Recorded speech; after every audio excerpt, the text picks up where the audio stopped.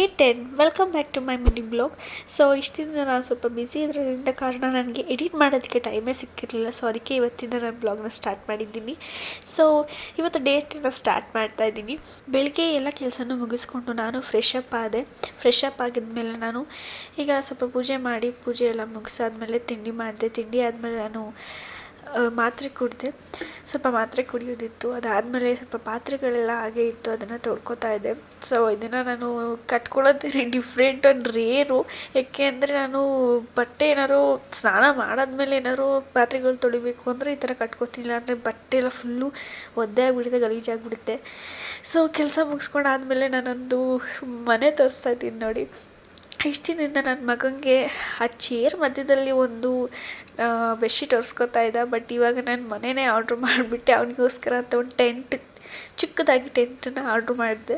ತುಂಬಾ ಕ್ಯೂಟಾಗಿದೆ ಮತ್ತು ಅವನು ಅದ್ರಲ್ಲಿ ತುಂಬ ಟೈಮ್ ಸ್ಪೆಂಡ್ ಮಾಡ್ತಾನೆ. ಈಗ ಅವನಿಗೋಸ್ಕರ ಈ ಥರ ಎಲ್ಲ ರೆಡಿ ಮಾಡಿ ಎತ್ತಿಟ್ಟಿದ್ದೆ. ತುಂಬಾ ಚೆನ್ನಾಗಿತ್ತು. ಸೊ ಅದಾದಮೇಲೆ ಮಧ್ಯಾಹ್ನಕ್ಕೆ ಮೊಸಪ್ಪಿನ ಸಾರು ಮಾಡೋಣ ಅಂದ್ಕೊಂಡೆ. ಸೊ ಮೊಸಪ್ಪಿನ ಸಾರನ್ನ ಮಾಡಿದೆ. ಅದಾದಮೇಲೆ ಸಂಜೆ ಹೊರಗಡೆ ಹೋಗ್ತಾಯಿದ್ದೆ, ಸ್ವಲ್ಪ ಹೊರಗಡೆ ಎಲ್ಲ ತಿನ್ಕೊಬರೋಣ ಅಂತ. ಚಿಕನ್ ತಿನ್ನಕ್ಕೆ ಹೋಗಿ ಲಾಲಿಪಾಪ್ ತಿನ್ನಕ್ಕೆ ಬಂದಾನೆ. ಹೊರಗಡೆ ಹೋಗಿ ಸ್ವಲ್ಪ ನಾನ್ ವೆಜ್ ತಿನ್ನೋಣ ಅನಿಸ್ತು. ಅದಕ್ಕೆ ಒಂದು ಶಾರ್ಮಾ ಪ್ಲೇಟ್ ತೊಗೊಂಡಿದ್ವಿ. ಅದ್ರ ಜೊತೆ ಸ್ವಲ್ಪ ಜ್ಯೂಸು, ಮಿಲ್ಕ್ ಶೇಕ್ಸ್ ತೊಗೊಂಡಿದ್ವಿ. ಸೊ ಇವತ್ತಿನ ಬ್ಲಾಗ್ ಇಲ್ಲೇ ಮುಗಿಸ್ತಾ ಇದ್ದೀನಿ. ನನ್ನ ವೀಡಿಯೋಗಳಿಗೆ ಲೈಕ್, ಶೇರ್ ಮಾಡೋದನ್ನ ಮರಿಬೇಡಿ. ಮತ್ತೆ ನಾಳೆ ಬರ್ತೀನಿ. Thank you, bye.